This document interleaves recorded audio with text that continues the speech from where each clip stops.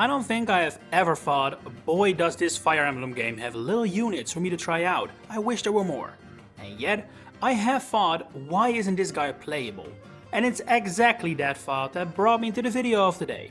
What if every Fire Emblem game had one more playable character? Who would it be? And how would they work?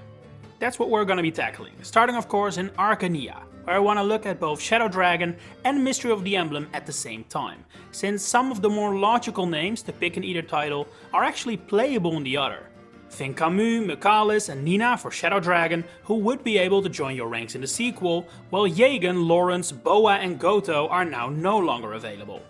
And since I feel like picking those for the two games would be kinda boring, even if they really make the most sense, we're gonna be overlooking them. For Shadow Dragon, that means we really only have one candidate left, being Malladus, Marth's tactician, a role we all know nowadays usually is a playable character. Back then though, Malladus was the first of an archetype we saw a lot in the earlier games, and one we'll be seeing in this video a lot too.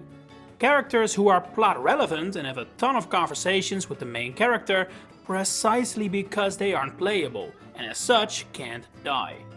It's why Jagen suddenly has a ton of lines in Mystery of the Emblem after retiring, while barely making any story impact in Shadow Dragon. But it's exactly those characters who make for perfect candidates for this video, Malladus as the first, but definitely not the last example. As for what his class and role in the army would be, since Tactician isn't an actual class, we have to look elsewhere, and just purely based off design and the sprite he uses in story segments, I'd say Bishop makes the most sense. Could be kinda interesting when you think about it, a magic-focused Jagen. But while Malladus is a perfect candidate for Shadow Dragon, he is not for Mystery of the Emblem, since he falls ill very early in the game. In his absence though, not a whole lot of characters remain. Mystery of the Emblem relies a lot on characters who were playable in Shadow Dragon for its NPCs, and we just ruled those out. So even though I actually wouldn't necessarily be in favor of this, I think the only remaining candidate who makes any sense is Clarice. She is a new Mystery of the Emblem exclusive character, and along with Katarina, who does end up playable, the character from the Paralog only storyline that gets the most screen time. In a way, she kinda feels like the Camus of this arc, although in the actual game, it takes a little too long for her to be redeemed. She doesn't get sympathetic until she dies. Make those moments happen a little earlier though, and we might have had another traitor join our forces. Again, this one is far from perfect, I wouldn't actually ask for it, but hey, we need someone and I think Clarice makes the most sense. And obviously she will be a sniper, the same class she uses as an enemy. Onto Valentia for the local shadows, where we do have a good few options. Fernand could be interesting, although he would only really work if he was playable for just a few maps, before then betraying you. It would have made his betrayal hit harder, but also feel like a bit of a redo of Orson, and it's not like we're starving for a good candidate. Purely from a coolness perspective, who would be the most awesome addition to your ranks, I feel like that has to be Milla. Gaiden has no Manichees, so Milla would take up a very unique position within our army, a perfect late game addition.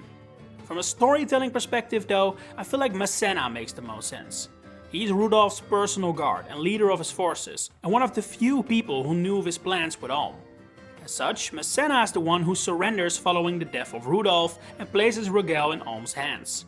Him not joining the fight afterwards really doesn't make a ton of sense from a storytelling perspective. He's even the one who guides Alm to a secret entrance to Duma Tower. From a gameplay standpoint though, Masena is not the most exciting. He's a Gold Knight, that's outright confirmed, which is the same class as Mycen and Zeke, some of Alm's latest additions to the army. And while I do think it's very close, and ideally I'd not make Clarice playable Mystery of the Emblem in return for 2 slots for Valentia, my final vote goes to Milla. That's me picking a unique addition to your army over a more story sensible character who would not be an interesting extra unit at the end of the day. Next up, Genealogy of the Holy War, a very interesting one obviously, seeing as it's the only game in this video where we might see this actually come true in the foreseeable future. Frankly, I think we can keep this short because there's really only one candidate who truly makes sense, and that's Arion. I mean, he literally defects when you talk to him at Altena in the final chapter. He just doesn't join your side and becomes a green unit instead.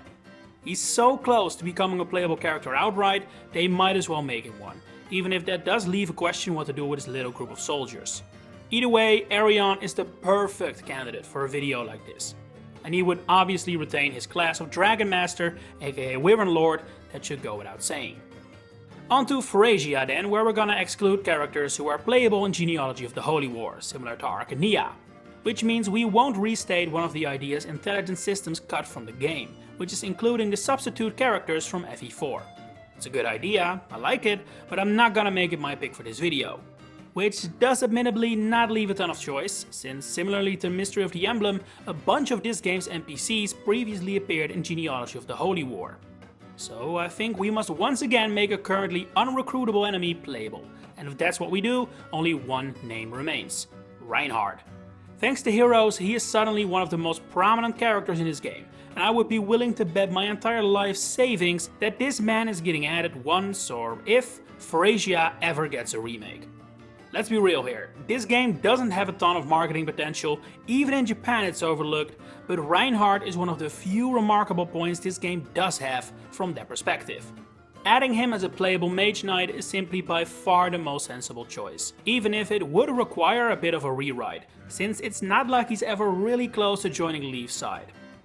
We make it on to the GBA now for the Binding Blade, which once again has a ton of those who are only not playable so we don't die story characters.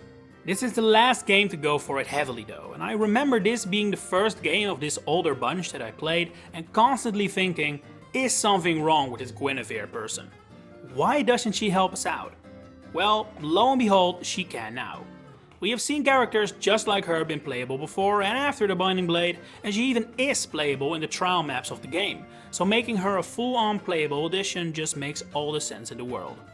I don't think there even is a reason in-universe why she doesn't join your forces, making her come across more lazy than was probably intended. And thanks to the trial maps, we also don't need to think long and hard about her class. She's a sage. Like I already kinda alluded to, the Blazing Blade lacks a clear and obvious choice, instead providing 3 decent but not amazing candidates. I've seen a lot of people want Leela to become a playable character, and she seems decently popular for someone who effectively plays a pretty minor role. However, I much prefer her role being that of a painful loss for the group, especially since the tone of Blazing Blade is a little more on the lighter side, making her death stand out more as a grim moment in the game. Which leaves 2 more characters to go head to head for the playable spot, in a battle that kinda mirrors the situation in Shadows of Valentia.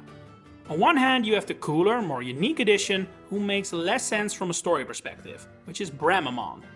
Internal data lists this member of the 8 Legends as a class named after himself, meaning it would most likely be a unique class that doesn't appear in the final game, which is definitely alluring.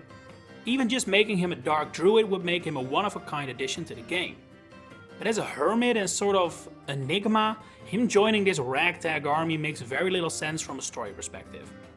As such, you cannot deny that Fargus is the more sensible pick. The pirate captain that frequently helps out the army on their travels would simply be that. Another pirate or berserker for your ranks, but at one point he literally offers to help, which the lords refuse. A simple yes here would write him into your army without a single problem. And whereas I previously picked a more intriguing unit over the more sensible character story-wise, I'm gonna do the opposite thing here and pick Fargus. I simply cannot see Bramamon being in the same army fighting side by side with someone like Sarah or Sane. It feels out of character for him. So far, we have been able to go through the games without requiring major rewrites in order to make characters work, but that's gonna change for Sacred Stones. By far the 2 most sensible additions to our army are members of the 6 generals of Grado, being Glenn and Selena. But these are not without their problems. Glenn would need a major rewrite since, he dies. But as a kind and gentle figure, following in the footsteps of his brother Cormac would make a ton of sense. Personality-wise, Selena is not too far off Glenn, but she is a lot more loyal to Emperor Frigard, and despite her worries about his corruption, she never really comes even close to defecting. Both are playable in the creature campaign, in their familiar classes of Wyvern Lord and Mage Knight respectively, so we can't use that to make the call for us either. In the end though, purely from a rewriting perspective, I think it makes more sense to change Selena's story, even if that would still require some major changes. Rewriting Glenn back to life is just a bridge too far for me, even if I wouldn't call his death as impactful or important to the tone of the game as Leela's in Blazing Blade. Next up, the Thalius games, where I am breaking my own rule and allowing us to reuse a character who was playable in the other title. And that is for one simple reason only: Largo is the only unit from Path of Radiance who isn't playable in Radiant Dawn, and before promoting any NPC to playable status, that has to change. Reintroducing his class of Berserker would also make him a unique addition to the game, as Radiant Dawn ditched it altogether, so this is a win-win as far as I'm concerned. For Path of Radiance though, I am gonna adhere to my own guidelines and not pick, say, Kynegis, who ends up playable in the sequel, and instead go for someone who is never playable in Thalius: Grail. We have only had very few Jaegans who are forced to die in the history of the series. You could even argue we've had none, but Grail would have been a great candidate for this role. Something extremely similar was planned for Gerald from Three Houses, and I know a lot of fans felt like it should have happened, me included, but since that game has so many other candidates to pick from, I wanted to bring this cool inclusion up here instead, and use it on Grail, whose story mirrors Gerald in a way I have never really realized before. There is even unused data on Path of Radiance that suggests Grail too was meant to be playable, as a hero, although what exactly IS's plans were here are unknown. Maybe he was indeed meant to be a Jaegan you were forced to lose access to. Maybe it's a leftover from a time where he wasn't intended to die in the first place. We simply don't know. But I do know he's my pick, no doubt about it. Next up, Awakening, which leaves us with a couple of candidates that are all pretty solid in their own way. First off, Mustafa, the boss of Renewal, the chapter right after Emerin dies. He has become one of the most memorable one-off bosses in Fire Emblem history because of his humane and respectable portrayal, but although he allows his men to defect if they wish, he will not do so himself.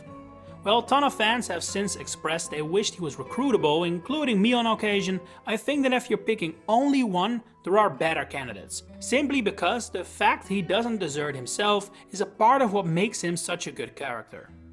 Plus, I feel like he wouldn't really add much to your army once he was there after his spectacular introduction. Then we have another boss who doesn't join you, at least without spot pass shenanigans: Yanfei. Let's be real here, Yanfei not joining you is just dumb. He repeatedly expresses the only reason he joins Walhart's side is out of protection of Sayuri, who is literally with us when we face him in Sibling Blades, and while his refusal to join us is presented as this noble cause and a sad moment, it's really just dumb. Surely he would realize that adding his strength to our ranks would make Sayuri safer than just dying in this volcano, right? We have another supposed to be sad moment that doesn't hit the cover, being the death of Fila. I get her death is meant to convey a sense of ruthlessness from Aversa and Gangrel, and with the death of Emerin that followed shortly after, her character wasn't really necessary anymore, but nah. Fila's death has very strong oh no anyway energy. But anyway, when looking at turning one of these characters playable, I think Yanfei is the best option. Fila would require one hell of a rewrite, while Yanfei simply needs to become a recruitable boss. And the fact that he's playable as a spot pass character further helps his case. On to Fates, which we can again cover very quickly, because there is one character who really should have been playable in the main story: Lilith.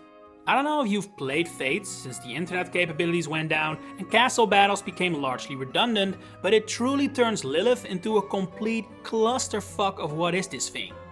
She's now a random fish dragon creature who's introduced at the start of the story, then spends the rest of the game stuck in a little room, eating your food and turning it into bars of gold, before suddenly reappearing in the story just to die to the kind of hit Corrin has been taking all game.